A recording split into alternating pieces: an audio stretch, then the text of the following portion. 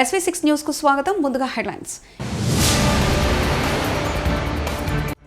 11,600 కోట్ల విలువైన అభివృద్ధి ప్రాజెక్టులకు ప్రధాని మోదీ శంకుస్థాపన.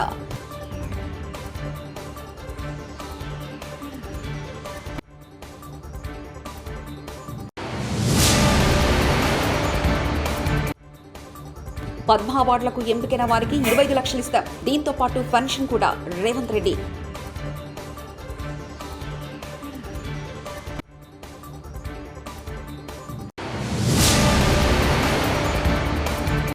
కొమరవెల్లి మల్లికార్జున స్వామి ఆలయానికి పోటెత్తిన భక్తులు.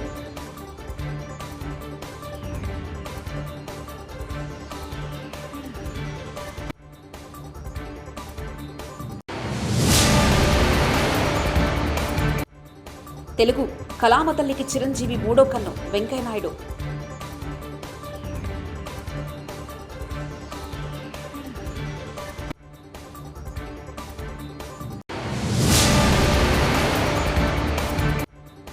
ముగిసిన చంద్రబాబు పవన్ భేటీ.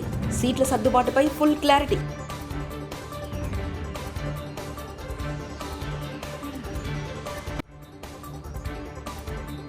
ఆసోం మొత్తం 11,600 కోట్లతో చేపట్టిన పలు అభివృద్ధి పనులకు ప్రధాని నరేంద్ర మోదీ ఆదివారం శంకుస్థాపన చేశారు. గౌహతి ఖానాపారాలోని వెటనరీ కళాశాల మైదానంలో ప్రధాని నరేంద్ర మోదీ ఈ సందర్భంగా ప్రసంగించారు. ఈ ప్రాజెక్టులన్నీ ఆసోంతో సహా మిగిలిన ఈశాన్య ప్రాంతాలు, ఆగ్నేసియా దేశాల్లో కనెక్టివిటీని పెంచుతాయని ప్రధాని అన్నారు. ఇవి పర్యాటక రంగంలో మరింత ఉపాధి అవకాశాలను సృష్టిస్తాయి, క్రీడా ప్రతిభను పెంచుతాయని చెప్పారు. దీంతో పాటు ఈ ప్రాంతంలో వైద్య, విద్య, ఆరోగ్య సంరక్షణను మెరుగుపరుస్తాయని మోదీ పేర్కొన్నారు. इंफ्रास्ट्रक्चर पर 11 लाख करोड़ रुपए खर्च करने का संकल्प लिया है. ये कितनी बड़ी राशि है, इसका अनुमान एक और आंकड़े से लगाया जा सकता है.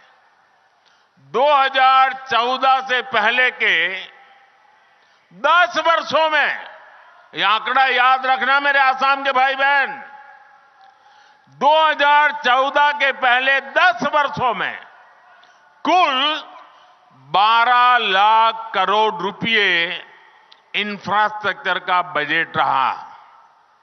10 साल में 12 लाख करोड़, यानी जितना पहले की केंद्र सरकार ने अपने 10 साल में खर्च किया था, करीब करीब उतनी राशि हमारी सरकार अगले 1 साल में खर्च करने जा रही है.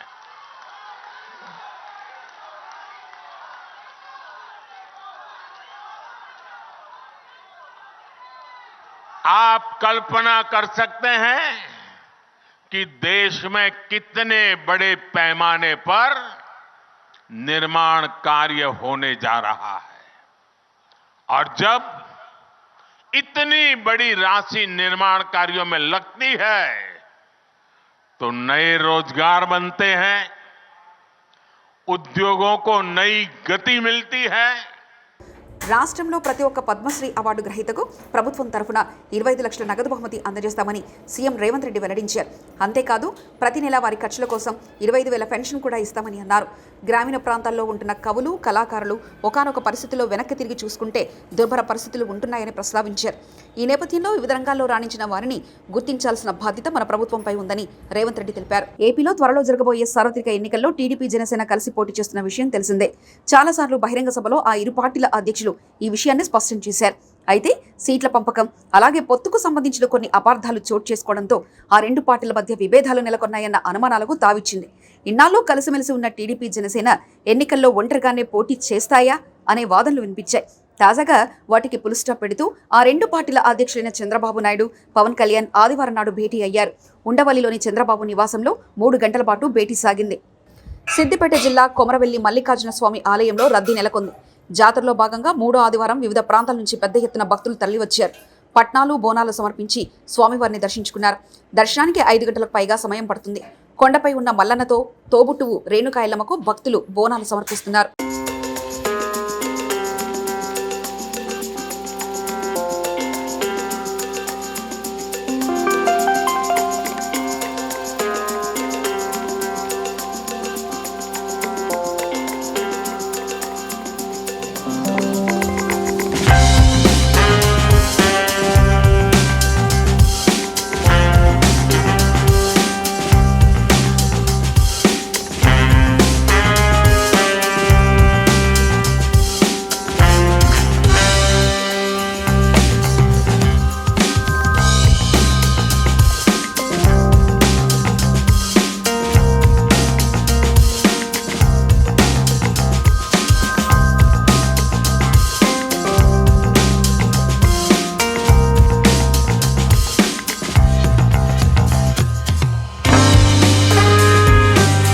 మట్టిలో మాణిక్యాలను గుర్తించి కేంద్రం పద్మ పురస్కారాలు ఇవ్వడం గొప్ప విషయమని మాజీ ఉపరాష్ట్రపతి వెంకయ్యనాయుడు అన్నారు.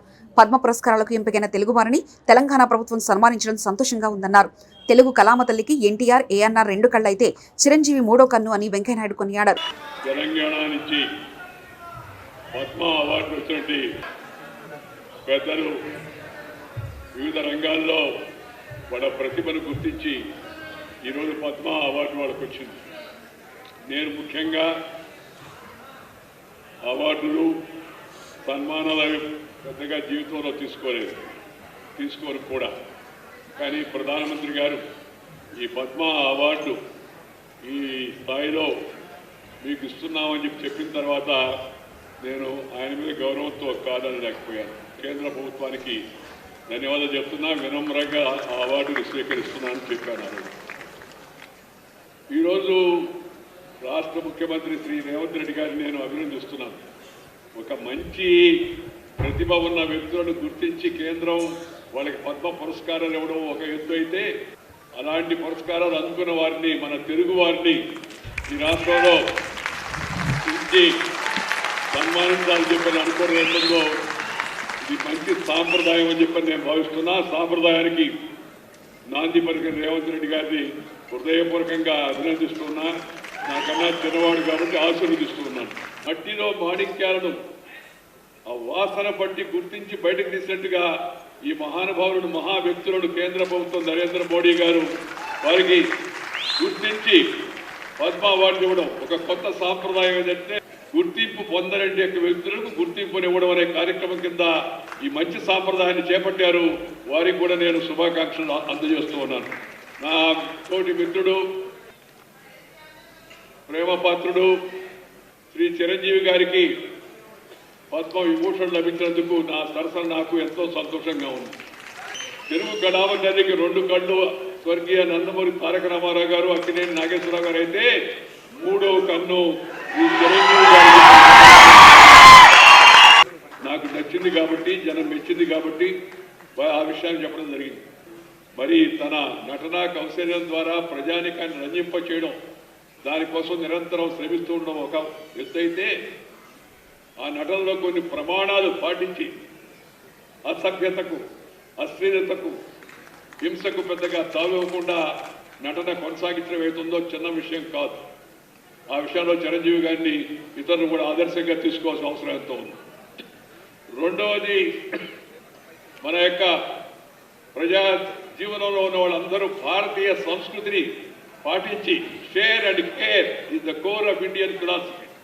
పెద్ద నటుడుగా పేరు వచ్చినా, రాజకీయాల్లో అవకాశం వచ్చి పైకి వెళ్ళినా, మరి ఇంత జనానికి, సామాన్య జనానికి మేలు చేయాలనే ఉద్దేశంతో ఆ బ్లడ్ బ్యాంక్ కార్యక్రమాన్ని చేపట్టి దాన్ని కరోనా సమయం ఆ తర్వాత కూడా నిరంతరం కొనసాగించడం అవుతుందో చాలా చాలా అభినందించిన విషయం అని మీ అందరూ కూడా మనం చేస్తున్నాం. అందుకని సహజంగా వారికి ఈ అవార్డు వచ్చిందని తెలిస్తే నాకు చాలా సంతోషం. ముఖ్యమంత్రి గారిని నేను అభినందించాను, ఇందాక కేంద్ర ప్రభుత్వాన్ని అభినందించాను, ఈ పద్మ అవార్డు వాడు ఇచ్చిన వాళ్ళని అభినందించాను. ఈ వయసులో కూడా ఇలా ఉత్సాహంగా ఉండి ఇంత ఉరకరెత్తించేట్టుగా నటన చేయడం అంటే చిన్న విషయంగా, జనాలకు ఎంత శ్రమ ఉందో, రోజు ఎంత బాధలు పడుతుంటారో, ఎంత ఇబ్బంది పడుతుంటారో నటులు మనం అర్థం చేసుకోవచ్చు. బట్ శ్రమ, ఆ శ్రమ అది ఇష్టపడిన శ్రమని కష్టపడి చేస్తే నష్టపడేది లేదు, మంచి గుర్తింపు వస్తుంది. దానికి వారి యొక్క జీవితం కూడా ఒక ఉదాహరణ చెప్పని సందర్భంగా నేను మనవి చేస్తా ఉన్నాను. జంగారెడ్డిగూడెం గోకుల తిరుమల పారిజాతగిరి శ్రీ వెంకటేశ్వర స్వామి ప్రీతికరమైన రోజు శనివారం ఆరాధన, బాలభోగం, నివేదన, తోమాల సేవ, తీర్థప్రసాద గోష్ఠి అనంతరం భక్తులకు దర్శనమిచ్చారు. భక్తులు పోటెత్తారు. జిల్లా నలుమూలల నుంచి ఏజెన్సీ మెట్ట ప్రాంతం భక్తులు అధిక సంఖ్యలో భక్తులు తరలివచ్చారు. శ్రీ స్వామివారి అష్టోత్తర పూజలు, ప్రత్యేక దర్శనం చేసుకుని శ్రీ స్వామివారికి ముడుపులు, మొక్కుబడులు చెల్లించుకున్నారు. జంగారెడ్డిగూడెం వికాస తరంగిణి భక్త బృంద సభ్యులు శ్రీ శ్రీనివాస గానామృతం ఆలపించారు.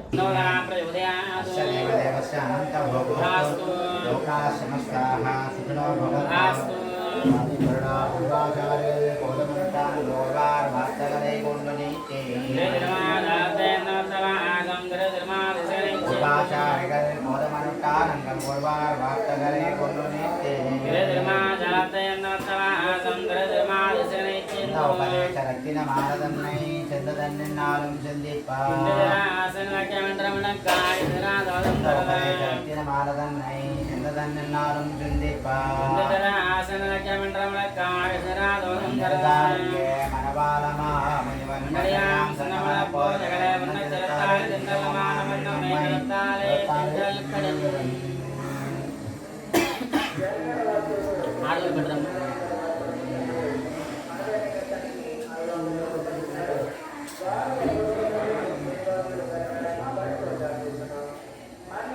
కరీంనగర్ జిల్లా అలుగునూరులో నిర్వహించే కార్యకర్తల సమావేశానికి ప్రతి ఒక్కరూ హాజరు కావాలని మాజీ ఎమ్మెల్యే రస్మయ్య పిలుపునిచ్చారు. మానకొండూరు మండల కేంద్రంలోని బీఆర్ఎస్ పార్టీ కార్యాలయంలో మీడియా సమావేశంలో ఆయన మాట్లాడారు. రేపు పార్లమెంటు ఎన్నికలకు సమాయత్తంలో భాగంగా రేపు మానకొండూరు నియోజకవర్గ ముఖ్య కార్యకర్తల యొక్క సమావేశము 11 గంటలకు లక్ష్మీనరసింహ గార్డెన్ అలుగునూరులో సమావేశం ఉన్నది. దానికి ముఖ్య అతిథులుగా దిశ నిర్దేశించడానికి గౌరవ మాజీ మంత్రివర్యులు తెలంగాణ ఉద్యమ నేత హరీష్ అన్న గారు, అలాగే గౌరవ పార్లమెంటు మాజీ సభ్యులు వినోదన్న గారు కూడా హాజరు కానున్నారు. కాబట్టి కార్యకర్తలు, గౌరవనీయమైనటువంటి ప్రజాప్రతినిధులు, బీఆర్ఎస్ పార్టీ కుటుంబ సభ్యులందరూ కూడా తప్పక హాజరు కావాల్సిందిగా మీడియా ద్వారా కోరడం జరుగుతూ ఉన్నది. ముఖ్యంగా రానున్న 5 సంవత్సరాల కాలంలో నేను ఎమ్మెల్యేగా ఉన్నటువంటి సందర్భం మహిళా సాధికారతే లక్ష్యంగా ముఖ్యమంత్రి శ్రీ వైఎస్ జగన్మోహన్ రెడ్డి గారి పరిపాలన చేస్తున్నారని పాలకొండ నియోజకవర్గ ఎమ్మెల్యే కళావతి, ఎమ్మెల్సీ పాలవలస విక్రాంత్ అన్నారు. వీరఘట్టం మండలంలో శనివారం ఉదయం ఏర్పాటు చేసిన వైఎస్ఆర్ ఆసరా చెక్కుల పంపిణీ కార్యక్రమంలో ఎమ్మెల్యే కళావతి, ఎమ్మెల్సీ పాలవలస విక్రాంత్ పాల్గొని మాట్లాడారు.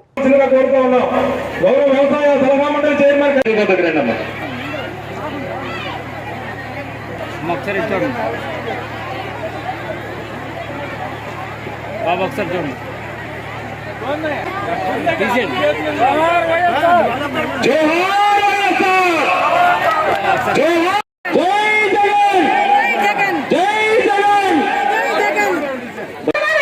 ఇప్పుడు మన పండుగ జరుపుకోవడానికి ఇక్కడికి అందరం కూడా ఇచ్చేసి ఉన్నాము.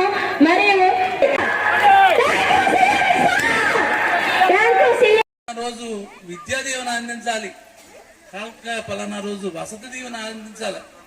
ఇలాగ ప్రతి కార్యక్రమానికి షెడ్యూల్. 11,600 కోట్ల విలువైన అభివృద్ధి ప్రాజెక్టులకు ప్రధాని మోదీ శంకుస్థాపన.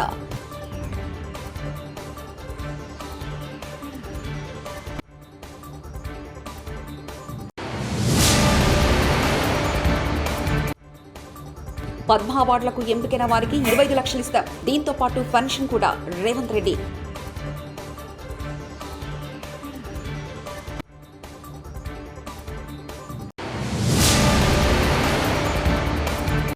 కొమరవెల్లి మల్లికార్జున స్వామి ఆలయానికి పోటెత్తిన భక్తులు.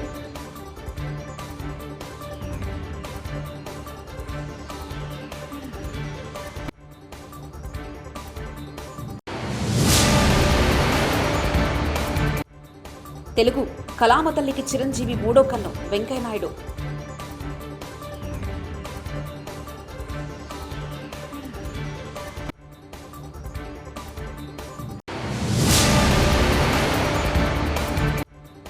ముగిసిన చంద్రబాబు పవన్ భేటీ. సీట్ల సర్దుబాటుపై ఫుల్ క్లారిటీ.